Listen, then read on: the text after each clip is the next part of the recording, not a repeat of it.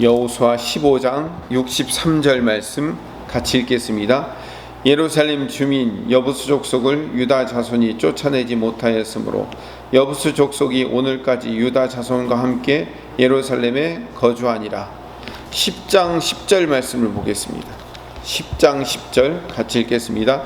그들이 게셀에 거주하는 가나안 족속을 쫓아내지 아니하였으므로 가나안 족속이 오늘까지 에브라임 가운데 거주하며 노역하는 종이 되니라. 17장 12절 13절을 읽어보겠습니다. 17장 12절 13절 같이 읽읍시다. 그러나 므낫세 자손이 그 성읍들의 주민을 쫓아내지 못하며 가나안 족속이 결심하고 그 땅에 거주하였더니 이스라엘 자손이 강성한 후에야 가나안 족속에게 노역을 시켰고 다 쫓아내지 아니하였더라. 아멘. 여호수아를 반으로 가를 수 있다고 그랬죠. 1장부터 11장까지는 요단강을 건너가기 전부터 시작해서 가나안 땅을 정복하는 그 전쟁까지를 담은 가나안 정복의 이야기입니다. 12장부터 24장까지는 그 정복한 땅을 분배하는 과정을 설명하는 내용이라고 그렇게 나눴습니다.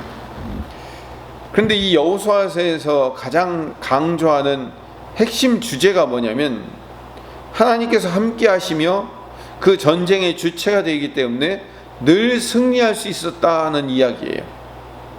그게 1장부터 11장까지 가나안 정복의 과정 가운데 하나님이 함께 하셨기 때문에 봐라 이렇게 승리할 수 있지 않았느냐라고 이야기하는 거고, 12장부터 24장까지 땅 분배 과정을 통해서도 또 말씀하고 있는 것은 앞으로 이스라엘 백성들이 그 땅을 하나씩 하나씩 차례로 정복해 나갈 텐데 그 땅을 정복하는 과정도 똑같이 하나님이 함께 하시면 하나님이 그 전쟁의 주체가 되시기 때문에 너희들 늘 승리하고 이길 수 있으니까 염려하지 마라, 두려워하지 말라, 나가 싸워 이겨라 라고 말씀하는 격려의 내용이 여호수아서입니다.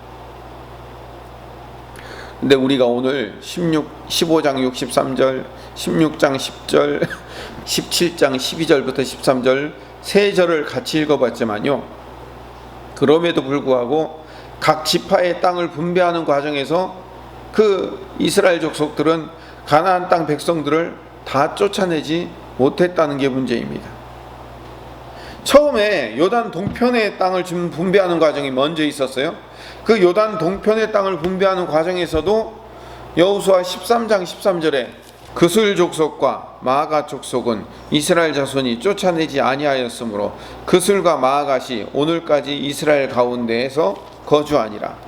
그리고 요단 서쪽으로 분배 과정을 넘어가면서 15장 오늘 읽은 63절, 16장 10절, 17장 12절, 13절 각 지파의 분배의 과정의 끝에 항상 나오는 것은 뭐냐면 쫓아내지 못하였으므로가 계속 등장을 하는 거예요.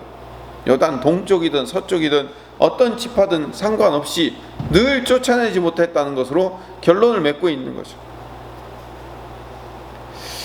지금까지 계속해서 거의 한 주 이상 요단 서쪽을 분배하는 과정을 이야기하면서 갈렙과 온니엘 그리고 그 안에 악사 이야기를 계속 설명을 드렸어요. 지난주 내내 아마 설명을 드렸을 겁니다.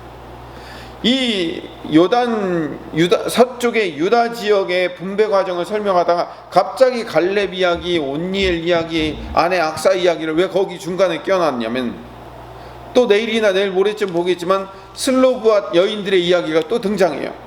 이런 이야기들이 계속 중간중간에 박혀있는 이유가 있어요. 그것을 하나의 예로 든 거예요. 간증으로 든 거죠. 그래서 그 이야기들을 쭉 중간중간에 넣으면서 봐라, 하나님이 함께 하시면 그들을 이렇게 쫓아낼 줄 있지 않았느냐, 그들이 그럴 능력이나 힘을 갖고 있지 못한 사람들임에도 불구하고 하나님이 함께 하시니까 승리하지 않았느냐라는 것을 간증으로 보여주고 있는 거죠. 그래서 결국 이 여호수아서 전반부도 마찬가지지만 후반부에서 강조하고 싶은 가장 핵심적인 주제 구절이 갈렙 이야기 안에서 나와요. 14장 12절을 봅시다. 그날에 여호와께서 말씀하신 이 산지를 지금 내게 주소서. 당신도 그날에 들으셨거니와 그곳에는 아낙 사람이 있고 그 성읍들은 크고 견고할지라도 여호와께서 나와 함께 하시면 내가 여호와께서 말씀하신 대로 그들을 쫓아내리이다 하니. 그러니까 이 여호수아를 쓰면서 하나님이 이스라엘 백성들에게 요구하는 게 뭐예요? 너희도 갈렙처럼 살아라 라는 거예요. 그곳에는 아낙 사람이 있고 그 성읍들은 크고 견고할지라도 여호와께서 나와 함께 하시면 내가 여호와께서 말씀하신 대로 그들을 쫓아낼 수 있다는 거예요. 쫓아낼 능력이 이스라엘 안에서 나오는 게 아니에요. 하나님을 의지하고 하나님의 일하심을 믿고 있으면 하나님이 승리케 만드시겠다는 거죠. 이건 우리의 신앙의 원리예요. 우리 모든 성도들의 신앙의 원리라고요. 이 땅을 분배하는 과정을 설명하면서 성경이 계속해서 얘기하고 있는 게 뭐냐면, 하나님이 함께 하시면 하나님이 말씀하신 대로 쫓아낼 수 있다, 승리할 수 있다, 이길 수 있다라는 것을 너희들이 믿고 그렇게 가라는 거죠. 근데 제가 오늘도 두어 번 반복해서 말씀드렸지만, 그런데 매번 매 지파의 끝에는 항상 쫓아내지 못하였으므로 끝이 나더라는 거죠. 유다 지파의 분배 과정의 끝에가 어디냐면 오늘 우리가 읽은 15장 63절이에요. 에브라임 지파의 분배 과정의 끝에가 오늘 읽은 16장 10절 말씀이에요. 또 므낫세 지파의 분배 과정의 끝이 17장 12절에서 13절 말씀이에요. 모든 지파가 끝을 낼 때마다 가나안 동쪽이든 서쪽이든 쫓아내지 못하였으므로 끝나는 거죠. 하나님의 능력이 어느 날 없어진 것도 아니고요, 하나님께서 주지 않은 것도 아니에요.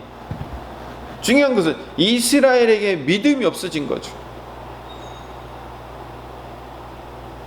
특히 오늘 우리가 읽은 15장 63절에서 유다 지파의 끈 이야기에 보면, 다시 15장 63절로 가봅시다. 예루살렘 주민 곧 여부수 족속을 유다 자손이 쫓아내지 못하였으므로 여부수 족속이 오늘까지 유다 자손과 함께 예루살렘에 거주하였다고 말하고 있습니다. 여러분, 이 유다 자손들이 쫓아내지 못한 여부수 족속이 살고 있는 땅이 어디냐면 거기가 예루살렘 땅이에요.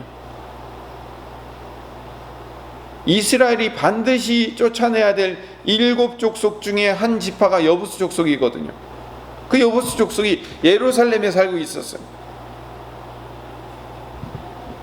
나중에 사무엘하 5장에 가보면 다윗이 이 여부수 사람들을 예루살렘에서 쫓아냅니다. 사무엘하 5장 6절 7절 말씀을 제가 읽어보겠습니다. 왕과 그의 부하들이 예루살렘으로 가서 그 땅 주민 여부수 사람을 치려하매 그 사람들이 다윗에게 이르되 내가 결코 이리로 들어오지 못하리라. 맹인과 다리 저는 자라도 너를 물리치리라 하니 그들이 생각에는 다윗이 이리로 들어오지 못하리라 함이나 다윗이 시온 산성을 빼앗았으니 이는 다윗성이라. 이 여부수 사람들이 원래 예루살렘 성이요, 이렇게 예루살렘 성이 산 위에 있어요. 우리가 예루살렘에서 여리고로 내려간다라고 얘기한 게 실제로 내려가는 거예요. 산 밑으로. 여리고는 산 밑에 골짜기에 있거든요. 예루살렘 성이 산 위에 있으니까 함부로 정복할 수가 없었던 거예요. 그래서 여부수 사람들이 대대로 거기서 살았던 거죠. 그들이 비웃으면서, 다윗을 비웃으면서 뭐라고 얘기하냐면, 야, 맹인하고 다리 저는 자도 이 땅을 지킬 수 있어. 니네가 어떻게 여기를 쳐들어 올라와? 그렇게 비웃었단 말이에요. 근데 다윗이 그 성을 빼앗고 거기를 시온산성이라고 부른 거예요. 예루살렘 성을 그래서 시온성이라고 부르는 거죠. 그리고 나중에 이제 사무엘하 마지막 24절 16절 18절에 보면 여부수 사람 아리우나의 타작마당을 다윗이 돈을 주고 살려고 그러죠. 그때 그 예루살렘에 있는 그 여부수 사람들과 같이 살았어요. 그래서 거기 그 예루살렘 성 안에는 여부수 사람들의 땅도 있고 이스라엘 사람들의 땅도 있고 같이 섞여 살았으니까. 근데 다윗이 여부수 사람 아리우다의 타작마당을 산 거예요. 여부스 사람 아리우다의 타작마당, 여부스 사람 다윗이 그 아리우다의 타작마당을 취해서 거기다가 뭘 지어요? 성전을 짓잖아요. 그때서야 드디어 여기가 이스라엘의 완전한 소유가 된 거예요. 그만큼 물리치지 못하고 함께 살았던 거예요. 여호수아가 이미 여호수아 10장에 가보면 기브온을 치러 올라온 그 가나안 남방 연합군 5명의 왕을 칠 때 우박이 내리고 태양이 멈추는 그런 기적을 동원해서 할 때 그때 예루살렘을 왕을 죽였어요. 10장 3절에 보면 예루살렘 왕 아도니세덱이 헤브론 왕 호암과 야르문 왕 비람과 라기스 왕 야비야와 에글론 왕 드비를 보내어 이르되, 그래서 예루살렘 왕이 아도니세덱이 5명의 왕을 서로 묶어가지고 야 우리 이스라엘에 붙은 저 기브온을 치러 가자라고 해가지고 갔을 때 남방 연합군이죠. 그때 그들을 막 우박이 내려서 태양이 멈춰서서 그들을 물리치고, 그리고 막게다 굴에다가 그 5명의 왕을 집어넣었어요. 굴에 가둬뒀다가 그 5 왕을 끌어내서 목을 밟아서 죽입니다. 여호수아 10장 23절에서 25절 말씀.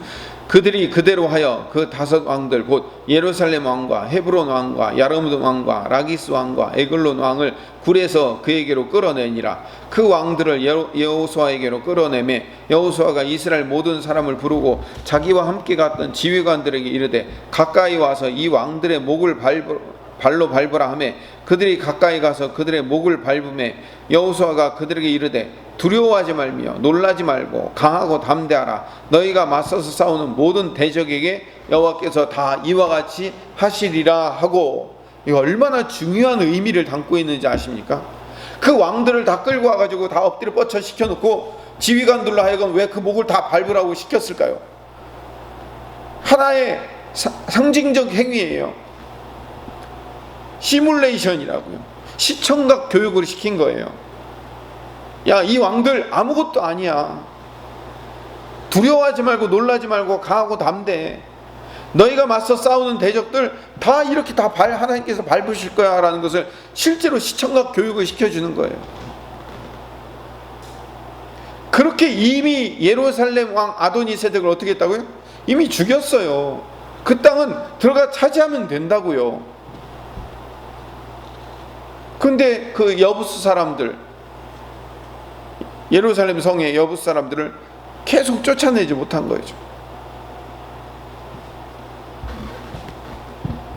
오늘 말씀을 정리합시다. 오늘 말씀은 이스라엘 백성들의 말씀에 대한 이야기를 타산지석으로 삼읍시다.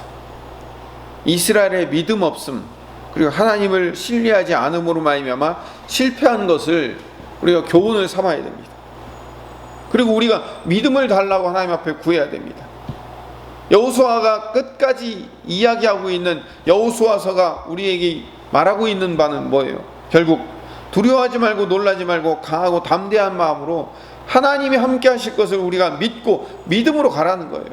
내 눈앞에 있는 상황과 환경의 그 어려움과 문제들을 바라보면서 거기에 일희일비하지 말고 믿음으로 오늘도 승리를 달라고 간구하며 기도하는 아침 되시기를 간절히 소망합니다.